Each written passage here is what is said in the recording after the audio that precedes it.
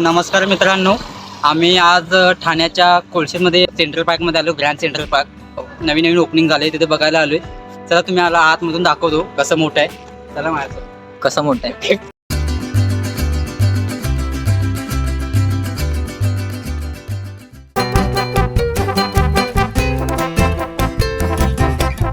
आपण आतमध्ये एंट्री केल्यावर, गार्डनच्या आतमध्ये एंट्री केल्यावर अशी तिकीटे भेटतात. ती तिकीट काढावं लागेल. संडेला तुम्हाला 30 रुपये भेटेल आणि अदर डेजला 20 रुपयेमध्ये तिकीट भेटून जाईल तुम्हाला. ठीक आहे, चला. आणि ही तिकीट आहेत ना, ती तुम्हाला जपून ठेवावी लागतील, कारण तुम्हाला बाहेर आउट करताना पण ही तिकीटे लागतील तुम्हाला.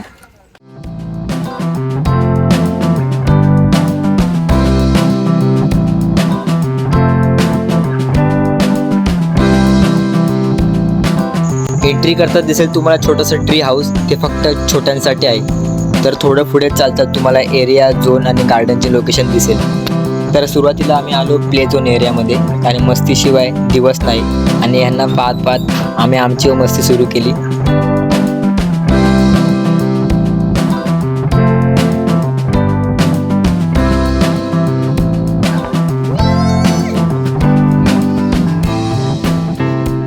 मस्ती करत करत पोचलो आम्ही माउंट क्लाइम्बिंग एरियामध्ये, जिथे आम्ही माउंट क्लाइम्बिंग करत करत माउंट एव्हरेस्ट पूर्ण पार केला.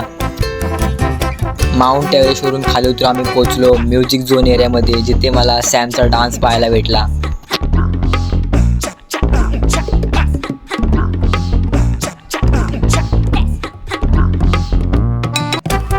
म्युझिक एरिया पाहून झाल्यावरती तुम्ही बघूया मुंबईमध्येच जॅपनीज गार्डन.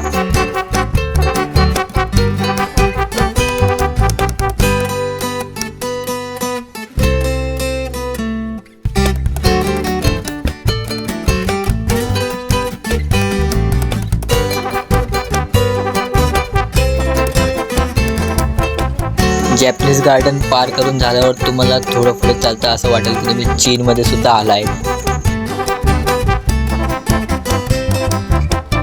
इथे सुद्धा आमची मस्ती चालू होती, आणि मला खूप जास्त येत असलेली स्केटिंग मी इथेच ट्राय केली.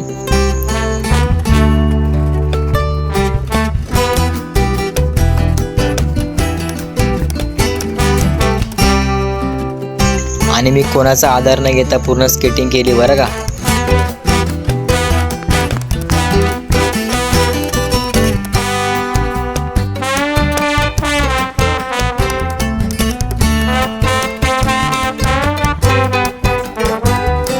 तर आम्ही पोचलो आहे स्केटिंग झोन एरियामध्ये, जिथे तुम्ही स्केटिंग करू शकता.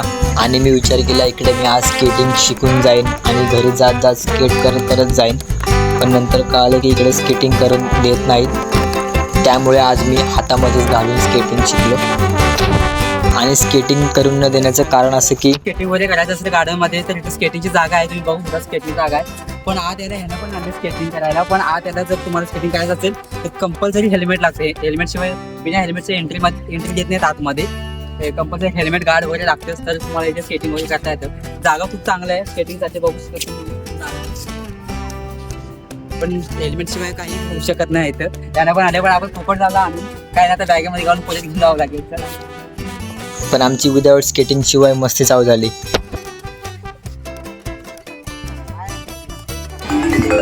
इथे पार्कमध्ये तुम्हाला हे म्युझिक सिस्टीम पण वाजवायला दिसेल. त्या हाताने वाजवायचं असतं. खूप मजा येते वाजवायला. हा बघा, हा वाजवतोय. येतो का आवाज? म्युझिक सिस्टम नंतर तुम्ही पोचाल गोवामध्ये. गोवा नाही, हे तिथल्याच व्ह्यू आहे. सध्या बंद आहे, पण नंतर चालू नक्की होईल.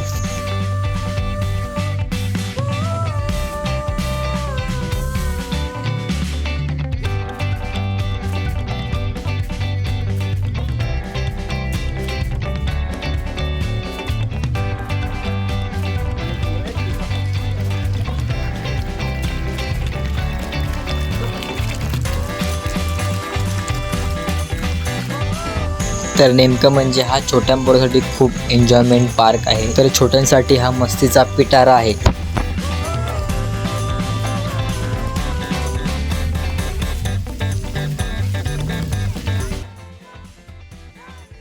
आपला मोबाईल हरवला होता. आम्ही ज्या मोबाईलमधून ब्लॉगिंग करतो ना, तो मोबाईल हरवला होता आणि जाम घाबरलेलो आम्ही. हा बघा आता घाबरतो. आता मोबाईल भेटला असं काय नाही, पण तुम्हाला सांगतो या गाडीची सिक्युरिटी एवढी टाईट आहे ना. मोबाईल आहे ना, कुठून शोधून आहे ना, सिक्युरिटीवाल्यांच्या केबिनमध्ये सापडला मोबाईल. आणि त्यांनी आम्हाला आपल्याकडून आधार कार्ड वगैरे घेतलं आणि मोबाईल आमच्या हातात दिला. पण मानलं यांच्या सिक्युरिटीला, खूप चांगली सिक्युरिटी आहे आणि गार्डन पण खूप मस्त आहे. आणि मला वाटेल हे फेक आहे पण नाही, रिअल आहे. माझा खरंच मोबाईल हरवलेला आणि आमची तुम्ही अवस्था बघू शकता कशी आहे. आमची वर्षाची मेहनत गेली असते.